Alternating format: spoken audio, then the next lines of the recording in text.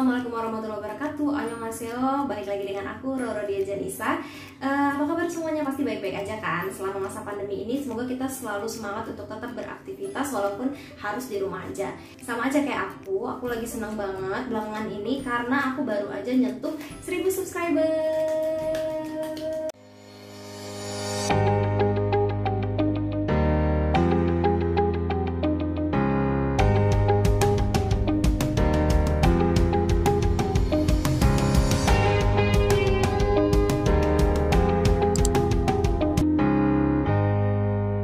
Makasih buat semuanya yang udah support dan juga udah suka sama video yang aku buat.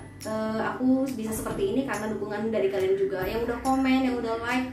Aku appreciate banget, terutama yang komen kasih aku saran dan juga tanya-tanya. Aku seneng banget bisa balesin komen kalian satu-satu. Dan buat yang belum kebales, maaf banget, mungkin karena udah ketutup sama komen yang lain.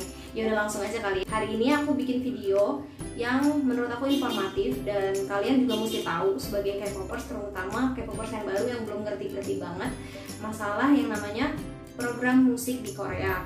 Di Korea kan ada program musik kan ya, jadi nggak cuman kayak ngeluarin lagu atau ngerilis lagu udah kayak gitu, tapi harus ada promosinya di program musik biar orang-orang lebih tahu lagu-lagu artis-artis ini. Jadi program musik di Korea ini ada beberapa dan itu tayang hampir setiap hari ya, dari hari Selasa sampai dengan Minggu itu terus-terusan dan di stasiun TV yang berbeda-beda. Jadi satu hari itu ada satu acara kayak gitu sampai hari Minggu. Itu kenapa nggak bisa 2 acara jadi satu hari? Ya nggak bisa karena si artis mesti ada di tempat itu seharian penuh. Karena mereka harus yang namanya rehearsal, pakai baju latihan, ada yang udah pakai stage outfitnya, dan juga nanti mereka tampil beneran sampai ke acara nanti encore, pengumuman pemenang, dan itu panjang banget ya. Jadi harus seharian penuh.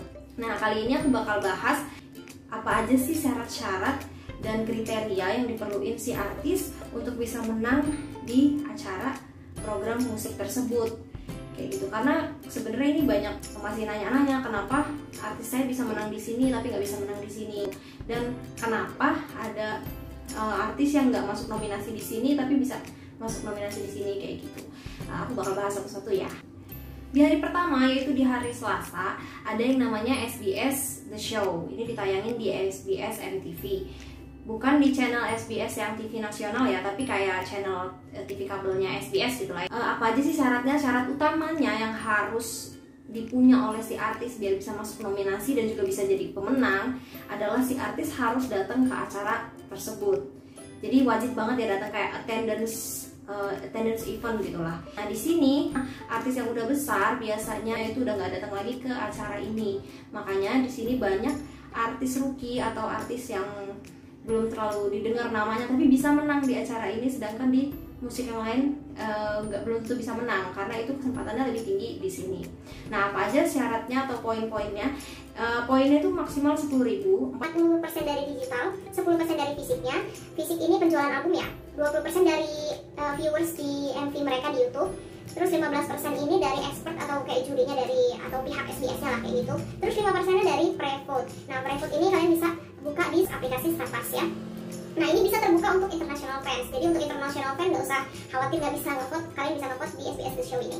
Nah yang terakhir ada live vote 10%. Nah live vote ini hanya bisa dilakukan oleh fans yang artisnya dapat nominasi hari itu. Ini aku bisa bilang acara musik program yang paling bukan gampang untuk dimenangin sih ya, berpeluang besar kayak gitu. Hari kedua itu adalah hari Rabu, ada yang namanya MBC Song Champion. Sini ada beberapa syarat yang menurut aku agak strict, yaitu yang pertama nggak boleh OST atau original soundtrack. Yang kedua hanya terbatas untuk Triple Crown. Jadi kalau udah 3 minggu berturut-turut menang, itu minggu selanjutnya dia udah nggak bisa masuk ke nominasi lagi. Nah apa aja poin-poinnya? 30% itu digital. Digitalnya didapat dari Melon, Genie, Bugs, dan segala macam. 10% dari penjualan album fisik, 40% dari pre-vote. Pre-vote-nya kalian 20% bisa pre-vote di aplikasi Idol Champ, 20% lagi di website-nya Genie. Tapi ini nggak bisa untuk international fans, jadi kita sebagai international fans ya dukung dengan cara yang lain aja. 10% itu dari orang Soul Champion atau expert score. 10% yang terakhir adalah broadcast score. Jadi seberapa sering artis tersebut lagunya diputar di MBC. MBC ini kalau kita perhatiin gede banget di votingnya. Jadi ini menguntungkan untuk yang punya fandom besar kayak gitu. Untuk hari ketiga kita punya M Countdown yang ditayangin di Mnet. aku nggak bakal ngejelasin secara rinci tentang stage dan lainnya, tapi menurut aku ini M Countdown yang paling punya stage bagus untuk artis-artis yang tampil di acara tersebut.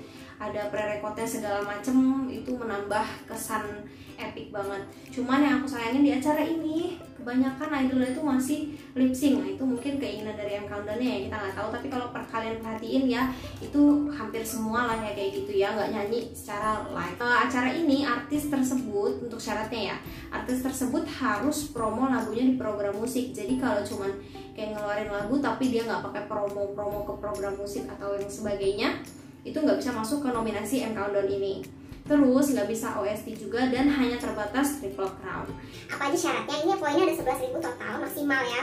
45% dari digital, 15% dari penjualan album fisik, 20% dari sosial media. Nah, di sini yang menguntungkan untuk si artis ada sosial media ini dari YouTube dan juga dari tayangan M Countdown-nya. Jadi kayak M Countdown kan di Mnet K-pop atau Mnet official itu mengupload video live stage-nya dari si artis. Nah, ini kalau banyak viewersnya bisa ngebantu banget ya. 10% dari pre-vote. Nah, pre-vote ini bisa juga untuk international fans dan kalian bisa langsung nge-vote aja di websitenya M Countdown kayak gitu ya.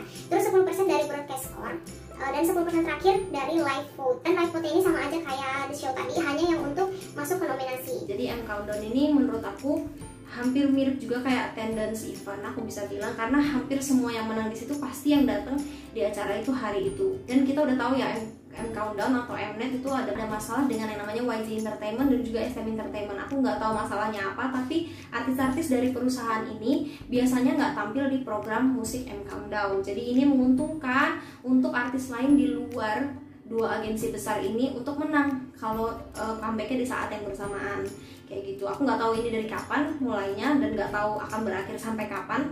Next ke KBS Music Bank. Music Bank tayang setiap Jumat di KBS TV ya, stasiun TV nasional yang besar banget. Jadi mulai dari KBS Music Bank, Music Core di MBC dan juga Indigayo, ini menurut aku triple music program yang punya persyaratan yang lebih di atas dari 3 acara musik tadi.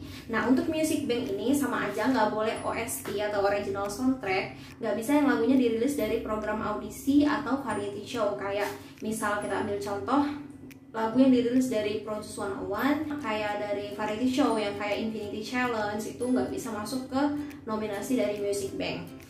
Nah, terus apa aja syaratnya nih? Syaratnya gede banget di digital, yaitu 65%. Itu ada 58,5% dari online, itu maksudnya adalah streaming dan digital dan lain-lain dari Melon dan kawan-kawan. Terus 6,5% dari ringtone download. Terus 5% dari penjualan album fisik. Album fisiknya dinilai dari penjualan di Hanteo. 20% itu dari broadcast point. 20% dibagi dua, yaitu 17% dari program TV dan 3% dari radio-radio di KBS. Jadi seberapa sering lagu itu diputar di 2 tempat itu di KBS. Terus 10% adalah survei panel penonton. Kalau kita bisa ngeliat di sini digitalnya bener-bener tinggi banget. Cuman kadang aku masih ngeliat nggak selalu yang digital paling tinggi yang bisa dimenangin di sini. Kalau album penjualannya itu tinggi banget, itu bisa aja yang menang yang artis yang punya penjualan album lebih tinggi daripada yang penjualan digitalnya lebih tinggi. Next, kita ke MBC Music Core, itu tayang di MBC ya tentunya hari Sabtu. Persyaratan utamanya adalah hanya 1 lagu untuk 1 artis yang bisa masuk ke chart atau nominasi. Jadi kalau si artis merilis suatu album dan 2 lagunya itu bertengger di chart tertinggi, itu hanya bisa 1 yang masuk ke nominasi. Gak bisa juga OST, terus gak bisa pre-debut rilis, dan juga gak bisa lagu yang sudah dirilis 3 bulan sebelumnya. Kan ini nggak dibatasin Triple Crown ya, jadi menurut aku si artis bisa paling nggak menang 12 kali ya, 12 kali berturut-turut, itu habis itu baru dia nggak masuk nominasi. Nggak bisa juga dari program audisi atau variety show. Nah, apa aja poinnya? Poinnya ini maksimal 10.000. Ada 50% digital, 10% penjualan fisik, 10% videonya dari MV-nya di YouTube, terus 5% dari radio di MTC, 10% dari survei penonton panel sama kayak Music Bank tadi, dan 15% live vote-nya. Live vote ini hanya SMS ya, SMS untuk nominasinya dan nggak bisa untuk international fans. Nah, di sini menurut aku lumayan strict ya Music Core ini, makanya aku bilang termasuk yang berat juga untuk didapetin. Dan kalau yang aku perhatiin selama ini, Music Core ini bener-bener yang artis dengan digital yang bagus tuh yang bakal menang. Walaupun artis tuh nggak datang, itu bisa menang selama digital tuh emang tinggi. Atau ya kalau fisik itu kan karena cuma 10% ya, jadi dia bisa terkalahkan sama yang digital. Dan juga live vote-nya kalau kita ngelihat dari yang tadi ini lumayan gede untuk live vote-nya 15%. Matters banget untuk yang fandomnya besar. Dan yang terakhir ada SBS Inkigayo, tayang di SBS setiap hari Minggu. Ini syaratnya apa aja sih? Satu artis itu bisa punya 2 lagu di chart atau di nominasi dari SBS Inkigayo ini. Jadi kalau si artis punya digital yang bagus untuk 2 lagu, itu bisa masuk semua ke nominasi pada hari yang sama. Menguntungkan banget kan ya. Jadi kalau yang ini kira-kira kurang besar poinnya, ini bakal menang yang ini, tapi fansnya kayak terbelah jadi 2, harus ngedukung yang mana ya. Selanjutnya lagunya harus di top 150 Gaon Weekly Chart. Kalau kita lihat dari sini ini udah susah banget ya kayaknya ya. Bener-bener lagu yang masuk ke chart kayak gitu, nggak bisa asal lagu yang nggak masuk chart itu kadang-kadang kan bisa menang di yang SBS The Show. Kalau di Inkigayo ini nggak bisa berharap. Di sini juga nggak bisa OST, terus nggak bisa yang dari program audisi dan variety show, terus hanya terbatas Triple Crown. Jadi kalau yang namanya Triple Crown ini menurut aku jadi menguntungkan untuk si artis yang comeback selanjutnya. Ini bagus banget sih. Adil sih menurut aku kalau yang namanya Triple Crown ini, jadi semua bisa punya kesempatan untuk menang ya. Di sini ada 50% digital, 4,5% fisik. Kalau Inkigayo ini ngambilnya dari album yang Gaon, bukan yang Hanteo, beda sama yang tadi ya. Terus 31,8% itu dari SNS. SNS ini dari mana aja? Dari YouTube, Twitter, Weibo, Yin, Yuetai. Kok ada website Cina? Gak ngerti lah ya. Terus 4,5% dari Prevote. Terus sama 9%-nya on air. Nah on air ini seberapa sering lagu itu ditayangin di TV atau radio yang ada di SBS. Inkigayo lumayan berat banget. Jadi kalau menurut aku kayak Inkigayo Music Core itu dua yang tersulit, dan hanya artis-artis yang bener-bener digitalnya bagus itu yang bisa menang di 2 acara itu. Nah itu aja yang bisa aku jelasin sampai berbusa ya. Semoga ini bisa menjawab. Udah tahu kan jadi alasannya kenapa artis yang ini bisa menang di sini dan gak bisa menang di sini, itu mungkin udah aku jelasin semua. Kalau masih ada yang kurang juga boleh deh kalian tinggalin di kolom komentar, nanti aku akan cari tahu jawabannya. Untuk selanjutnya juga kalau kalian punya saran aku bikin video tentang apa lagi yang belum kalian tahu tentang dunia per-K-popan, semoga aku bisa jawab dan bikin videonya. Dan semangat semuanya buat yang artisnya belum dapat first win atau kemenangan di program musik, jangan patah semangat, tetap berjuang, tetap kalau bisa kalian ngevote, kalau kalian bisa streaming, buat kita international fans yang mungkin susah untuk streaming di Melon, Genie, Box dan lain-lain, kalian bisa kok untuk beli album karena penjualan fisik kan juga ada tadi syaratnya. Kalian juga bisa streaming di YouTube. Beberapa acara musik tadi pakai viewers dari MV si artis atau dari penampilan mereka live itu kalian tontonin deh, kalian streamingin deh. Siapa tahu itu bisa sedikit aja membantu artis kalian. Itu aja yang bisa aku sampaikan hari ini, semoga bermanfaat, semoga aku bisa terus rajin bikin video untuk kalian semua. See you on the next video. Dadah, wassalamualaikum warahmatullahi wabarakatuh.